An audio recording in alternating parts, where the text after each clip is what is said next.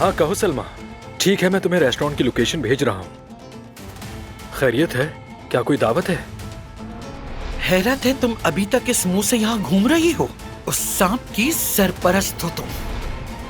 फरात, मैं भी तुम्हारे पास ही आ रहा था। फरात ही मुखबिर है। कैसे की तुमने गद्दारी? तुम कैसे काराबे हो? काराबे कहलाने के मुस्ताहिक नहीं हो तुम। क्या कहा तुमने?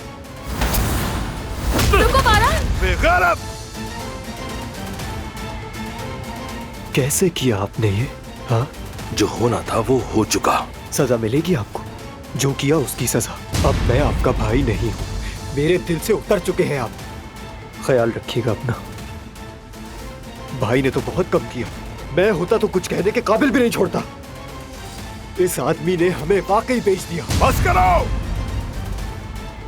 तो आखिरकार बारान काराबे को पता चल गया कि गद्दार फरात है। सच बताऊं तो बहुत मजा आ रहा था।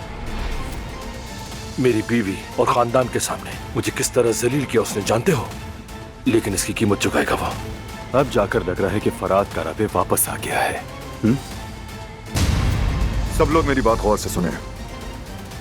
फरात अब इस घर में कदम नहीं रखेगा।